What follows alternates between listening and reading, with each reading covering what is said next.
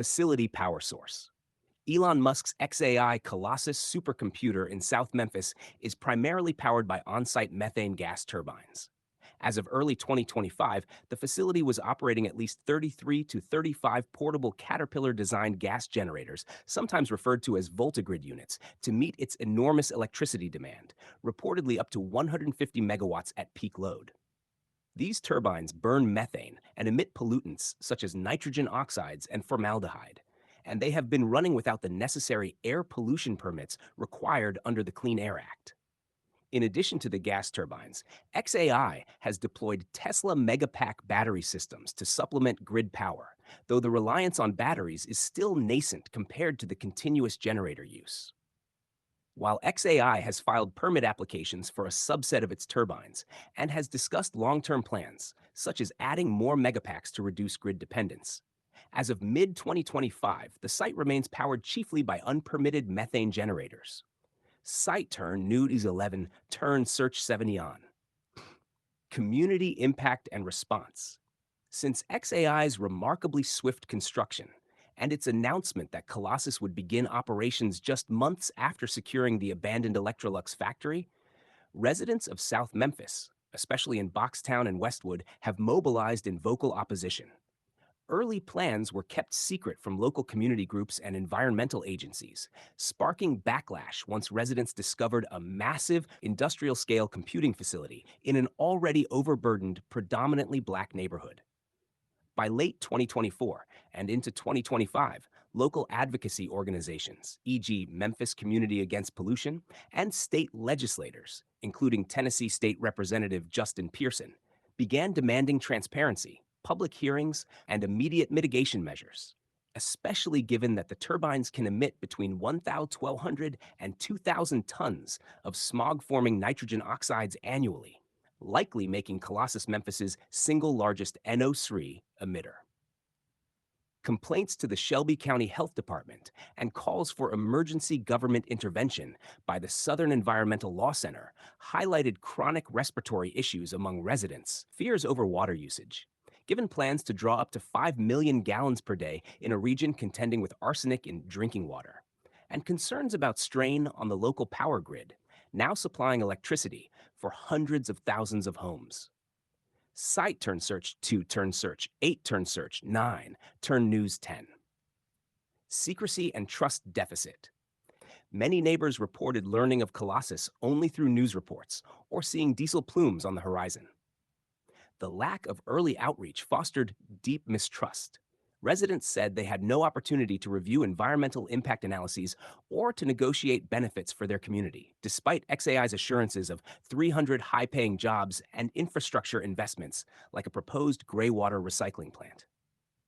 Public hearings, e.g., the Shelby County Commission session on April 9, 2025, were marked by frustration as xAI officials were notably absent and attendees complained of worsening air quality, noting more unhealthy days per year for outdoor activities. Turn search 16 turn search 7 ton. Environmental justice concerns. Advocacy groups and former EPA officials have underscored that placing dozens of unpermitted gas turbines in an already polluted area deepens historical environmental racism. Mobile thermal imaging flights documented heat signatures from at least 33 active generators, confirming continuous operation. Critics argue that cleaner alternatives, such as on-site solar microgrids or immediate integration of battery storage, were feasible, but ignored. Although xAI has since filed for permits on some turbines and pledged future pollution controls, residents continue pushing for stricter oversight and enforcement of air quality regulations. Suit turn search for turn search 7 San.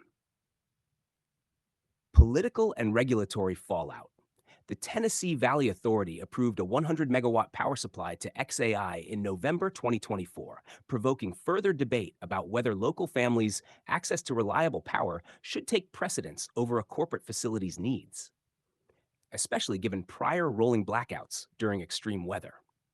Mayor Paul Young and other city leaders continue defending the project's economic promise, e.g., job creation, tax revenue, and planned wastewater treatment investment, but skepticism remains high among residents who feel burdened by additional pollution and grid strain. Some activists have filed formal complaints with the Tennessee Department of Environment and Conservation, and a Shelby County resolution calling for a public hearing on the gas turbines passed in March 2025. The saga remains ongoing, with community groups vigilantly watching xAI's next steps and seeking binding commitments to reduce emissions, improve transparency, and deliver tangible benefits to South Memphis. Commitment to the community is remarkable. It's unique in my experience. Joseph Goffman has worked on air pollution issues for decades. Until January, he ran the EPA office that regulates air quality. Most companies that I've dealt with go to great lengths and spend a lot of money to make sure that the day they turn on their operations, they're also turning on their pollution control equipment. That's a given. For a company to do this, it's treating the people who live there as if they don't count. I like to open my windows early in the morning to breathe the fresh air, God's given air, not the air that man want to give us, but God. Easter Knox lives just over a mile from xAI. I really wasn't getting the fresh air. I was getting that pollution that was mixed in with everything. You know how you light your stove and that gas seeps with the little ticking noise? That's what it smelled like. Alexis Humphreys grew up here, one street away from Easter. When I smelled it the first time, I was asleep. And it woke me up because I thought gas was seeping in the house, but come to find out, we come outside and all the neighbors was outside trying to figure out what's going on. He was an ordinary dad, full of joy, full of jokes.